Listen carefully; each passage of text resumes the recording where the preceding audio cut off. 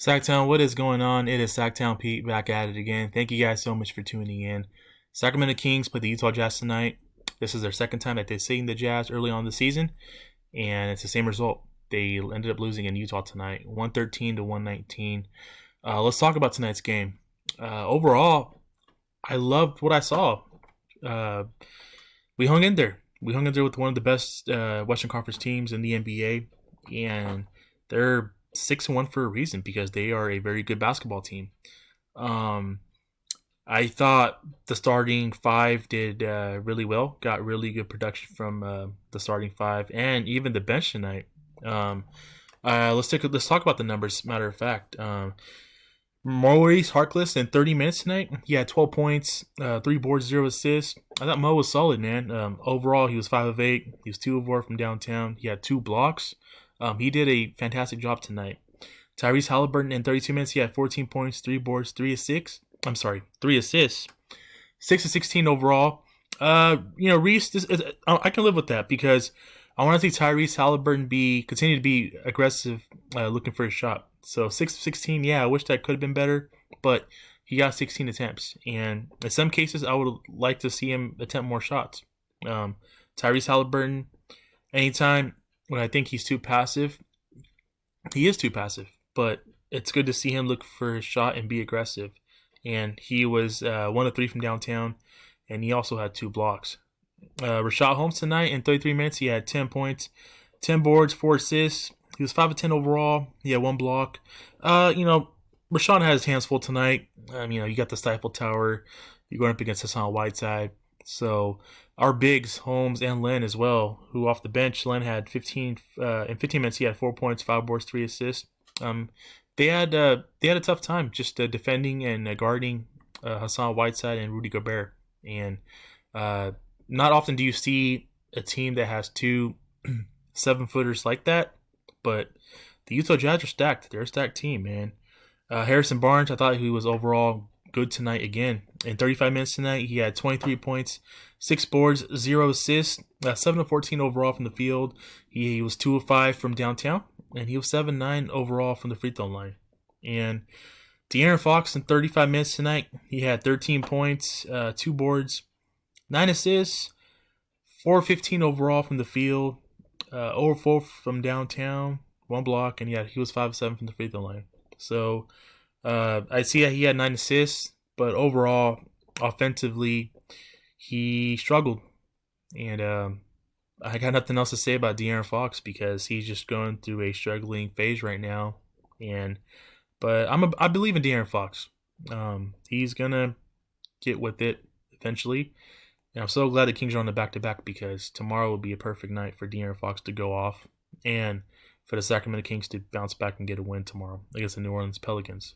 So that was De'Aaron's numbers. Buddy Hield tonight. In 30 minutes, he had 19 points, 5 boards, 3 assists. Overall, Buddy Hield came into the game and he got it going. He was 6 of 10 overall. Efficiency. And he was 5 of 7 from downtown. So, and 2 of 2 from the free throw line.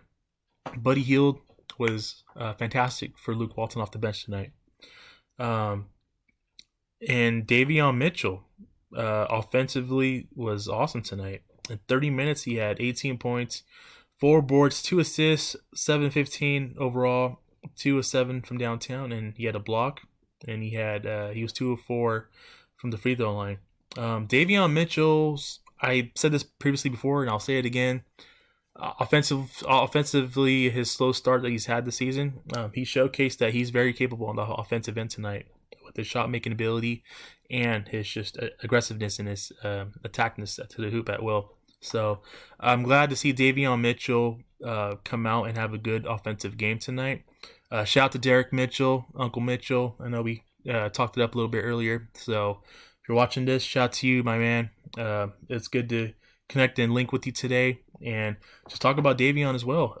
I really wanted to see Luke Walton go to Davion Mitchell and get him some minutes in the fourth quarter because I felt like Davion Mitchell's defense was definitely needed in the fourth quarter, especially against Mike Conley, who really had his way with this against the Kings defense tonight.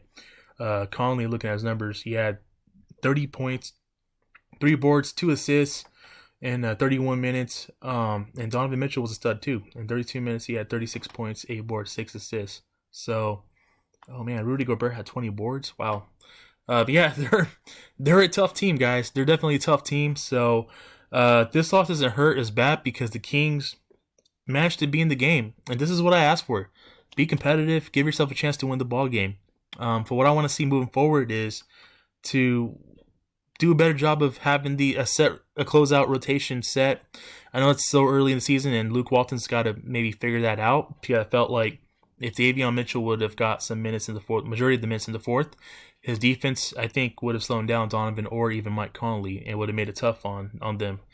So it's a good problem to have. I mean, all these guards are a good problem to have, and I feel like Davion should have definitely got some more playing time. Majority of the fourth quarter, should I say, he should have been in the game because he was just getting it done both ends of the floor. You know, whether it's defensively on Jordan Clarkson or his offensive game.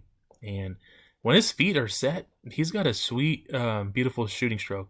It's nice, man. It really is nice. So, with that being said, we got the Pelicans tomorrow night. I'm looking forward to that game. I expect this team to be hungry to bounce back. Yes, it's the second night of a back-to-back, but I don't want to hear any of the excuses because this team is obviously better than the New Orleans Pelicans. They're a little banged up right now. They're obviously playing tonight as well, and they're on the second night of a back-to-back, and they're traveling to Sacramento. And on top of that, it's too early in the season. It's way too early in the season. We're 7 games in. There should be no excuse for a second night of a back-to-back loss for the Sacramento Kings because when you're better than that team, you're supposed to come through and you're supposed to take care of business tomorrow night. And I expect this team to take care of business tomorrow night. I expect De'Aaron Fox. I know we've been waiting on it, but I expect him to have a big game.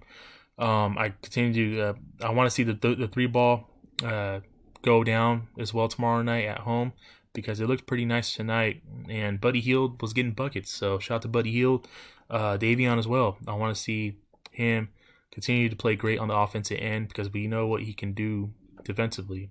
So with that being said, Luke's got to figure out the late game rotations. I think he should definitely go with what's working late game. And yeah, that will probably lead us to doing a better job of closing out and executing and winning some basketball games. So with that being said, guys, I'm not tripping. We're 3-4 right now. We got a good homestand coming up, so let's get some W's this upcoming homestand. And it starts by tomorrow night against the Pelicans. So let's go ahead and bounce back. Let's get this dub tomorrow night against the Pelicans. If you're new to my channel, welcome to my channel. Please hit the like and subscribe. I would greatly appreciate it. And shout out to you guys for tuning in every single time. I will catch you guys tomorrow night. You guys take care. God bless. Keep pushing forward. Have a great night, and we will see you guys tomorrow night. Peace.